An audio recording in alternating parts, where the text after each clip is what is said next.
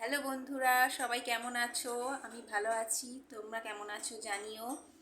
আমি এসছি এই ভিডিওটা করার জন্য, একটাই কথা বলার জন্য যে আমি একটা ভিডিও বলেছিলাম যে আমার 100 সাবস্ক্রাইবার পূর্ণ হয়েছে, তা আমি সেলিব্রেশন করব, সেই ভিডিও একটা আসবে।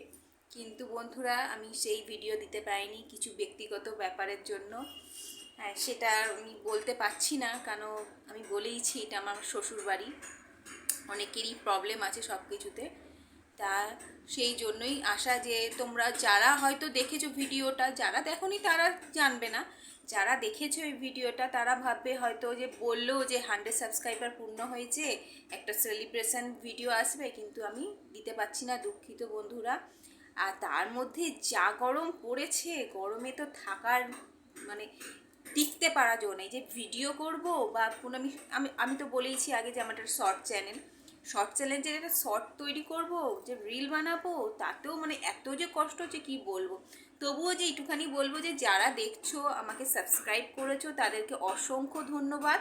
আর আরেকটা কথা, যারা তোমরা দেখছো কিন্তু আমাকে সাবস্ক্রাইব করোনি, প্লিজ বন্ধুরা আমাকে সাবস্ক্রাইব করো, আমার পাশে থেকো, এভাবে আমাকে মোটিভেট করো যাতে আমি এগিয়ে যেতে পারি। আমি আগেই জানি যে আমি ফার্স্ট ভিডিওতেই আমি বলেছি আমি কী জন্য ইউটিউবটা খুলেছি। যদি তোমরা না জানো, ফার্স্ট ভিডিওটা আমার দেখতে পারো। আমি একজন হাউস ওয়াইফ, আমার স্বামীর পাশে দাঁড়ানোর জন্য এই ভিডিওগুলো করা। এখন কেউ বসে থাকে না বন্ধুরা, সবাই সবার ভাবে চেষ্টা করে যে স্বামীর পাশে দাঁড়ানো, কীভাবে সংসারের উন্নতি করা যায়। কেন একজনের দ্বারা কোনো কিছুই সম্ভব না, কিন্তু এইটার জন্যই বলা। আর আর একটা কথা বলতে, যে দুদিন পরে হচ্ছে জামাই ষষ্ঠীর ভিডিও আমি কিন্তু আনবো। যারা তোমরা দেখার ইচ্ছুক অবশ্যই ভিডিওটা দেখো, আর যারা দেখবে না তাদেরকে তো আমি জোর করতে পারি না। খালি এইটুকুনি বলবো যে আমার পাশে থেকো বন্ধুরা। আর এটার জন্য খুবই দুঃখিত যে আমি বলেছিলাম যে 100 সাবস্ক্রাইবার পূর্ণ হওয়ার জন্য একটা ভিডিও আপলোড করব, সেটা করতে পারিনি।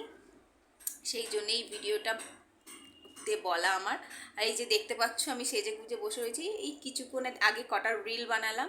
রিল বানিয়ে ভালো না একটা ভিডিও করা যাক, বলা যাক যে বন্ধুদের যে আমি বলা সত্ত্বেও কেন আমি সেলিব্রেশনটা করতে পারিনি, কিছু ব্যক্তিগত ব্যাপারের জন্য করতে পারিনি।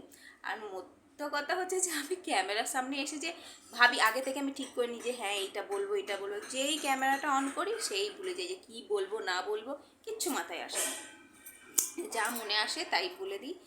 তোমরা বানিয়ে গুছিয়ে নিও, কেন আমি এই প্রথম ক্যামেরার সামনে সব কথা বলা, আস্তে আস্তে শিখে যাবো অবশ্য।